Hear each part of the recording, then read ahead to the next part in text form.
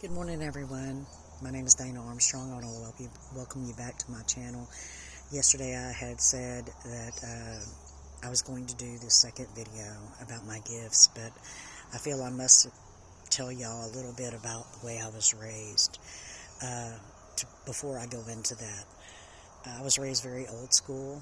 My father had me when he was about 42 years old. My mother was 15 years younger than him. My mother passed away whenever I was 15, 8 days before my 16th birthday. My father recently passed away in 2019. He was 89 and passed away July the 10th of 2019. Being that my father was so much older than my mother, he was 15 years older than my mother, I was raised very, very old school.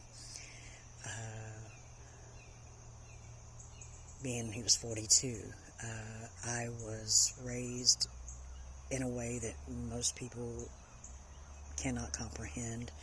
We was raised on a settlement up until the time I moved at the age of around 5. And when I say a settlement, it was a large piece of property that basically was all family. It was one way in, one way out, surrounded by woods. Our family also upheld some very old ways as far as if you passed away, we would, and your wishes were to be buried on family property. That is what we did. In fact, in 2019, when my father passed away, he was buried on family property. We also, if your wish was to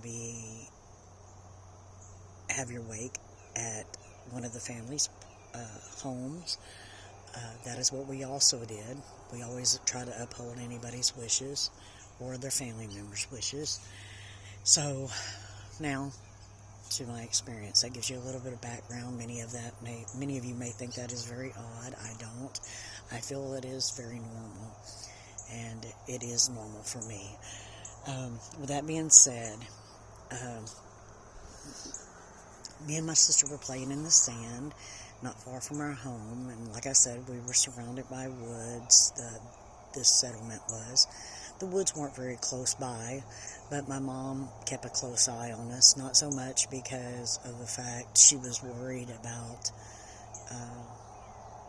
anybody kidnapping us. She was worried about the woods being there.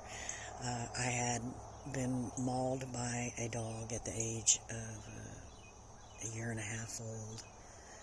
Well, not quite even a year and a half old. I think I was 16, 18 months old. And he got me pretty bad. Anyway, so, she tried to keep a close eye on us. And me and my sister were playing in the sand, and my mother was watching us through the window of the kitchen. And this man came out of nowhere. And I can't explain to you why I knew there was something different about him. I just did. He didn't appear as any kind of ghost or what many would perceive to be a ghost. He wasn't a cloud of smoke. He looked partly human. I could see the colors on him. It wasn't, like I said, it wasn't just apparition, or what I would consider like a spirit-looking apparition. And I was raised with that much respect, and I was taught not to disrespect my elders. Everything was yes ma'am, no ma'am, yes sir, no sir. He asked a question, and I remember when I answered him, I wasn't answering him in a way to be disrespectful. I just couldn't understand why he had asked me the question he had asked me. And the question was, "What are you little girls doing?" And I popped up and I said, "Sir, we're playing in the sand. Can't you see that?" And I couldn't figure out why my mom hadn't ran outside freaking out about this man showing up on the property and talking to us. I kept looking at the house, and I kept seeing my mom look out the window, and she would go back to washing dishes and look back out the window, and she's not doing anything. She's not even acting like anybody's there, and it didn't make sense. And he turned around, he looked at the window, saw my mother, looking out, and he turned back and he said, I'll see you little girls later. And I said, okay, sir. I wished him well, okay, sir, have a nice day, bye. And I looked back down and picked up a handful of sand and turned back around, and this man was gone. He had no means of transportation. He wasn't on a bike. He wasn't on a motorcycle. He definitely didn't have a car there. He just vanished into thin air. I didn't quite understand it. Anyway, nothing was said about it that day. And a couple weeks later, maybe a month later, my father was trying to get me, my mom and my dad had a lot of trouble getting me to sleep. I think I addressed in the first video how I hate it to go to sleep. I hate it nighttime. It wasn't so much because of the dark. It was because of the dreams. What I saw in the daylight, I could only imagine what the dreams were like, and I guess that's what was very hard for me. So they had a very hard time getting me to sleep most days. And my father said something that day, that night, that he never said again. And that was, Dana, baby, if you don't go to sleep, Boogeyman's going to get you. And I popped up and I freaked out. And I'm like, you mean that man that was here the other day, Daddy? And my dad looks at my mother and it's like, what? What man? And my mom's looking like, what man? I mean, she had no idea. And I guess he thought my mom was already having an affair on him or something. And they're trying to figure out what I'm talking about. And I pop up and I said, oh, you remember, Mama, the day me and Lisa was playing in the sand the other day, and that man came up and talked to me. And, I don't think my sister saw him. I really don't. I've tried to throw that around in my head, and I don't think my sister saw him. But it clearly wasn't my imagination.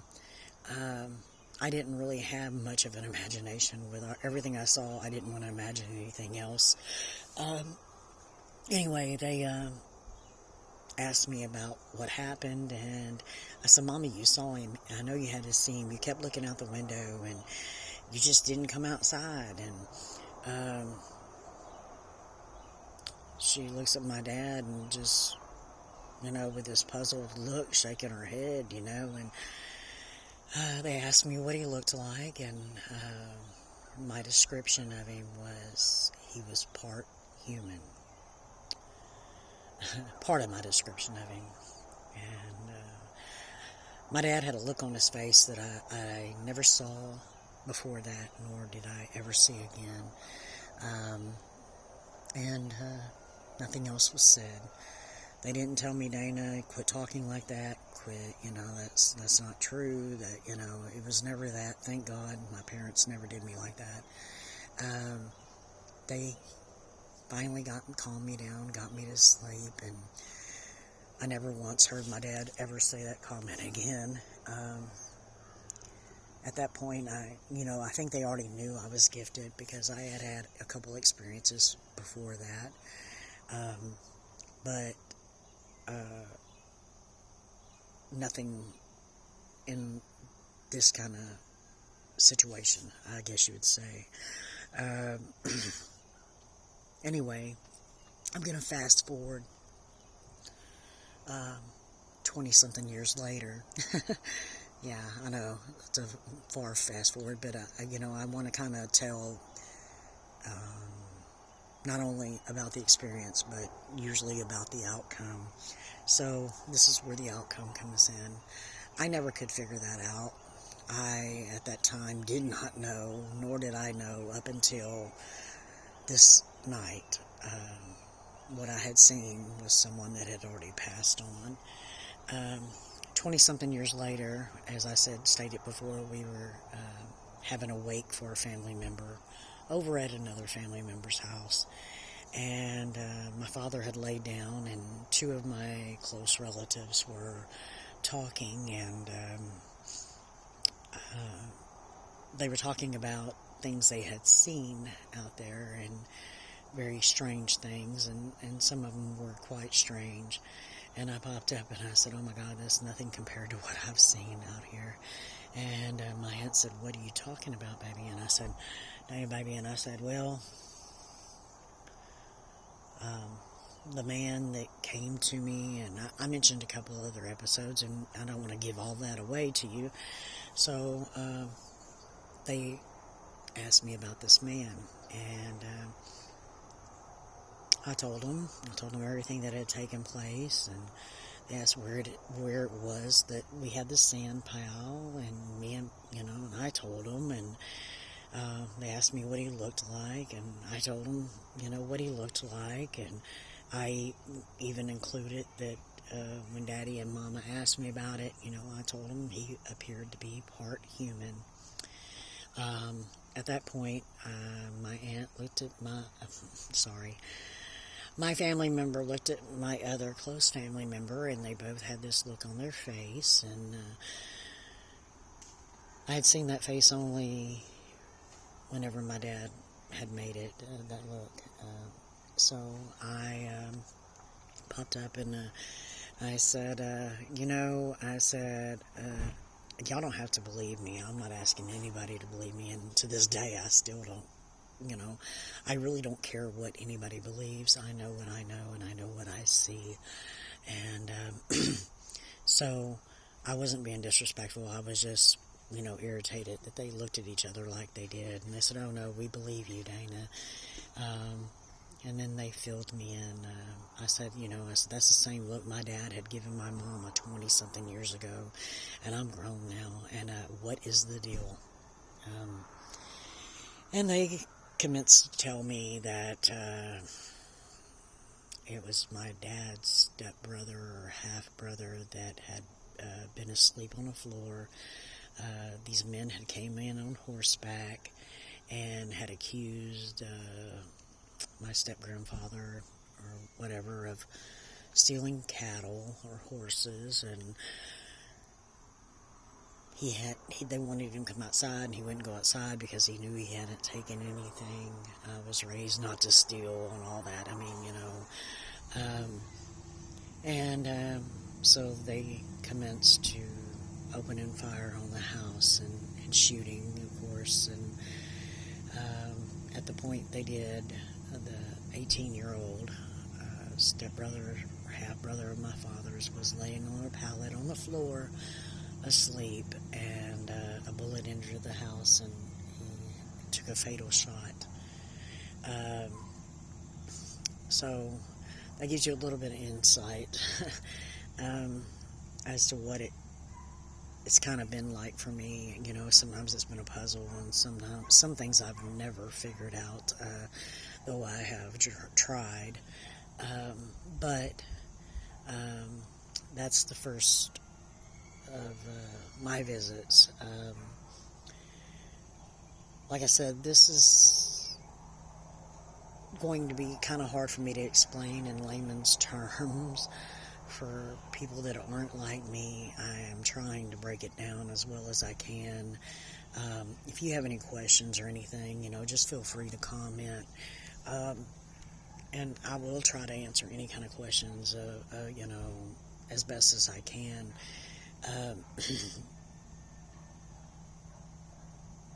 It's not been easy.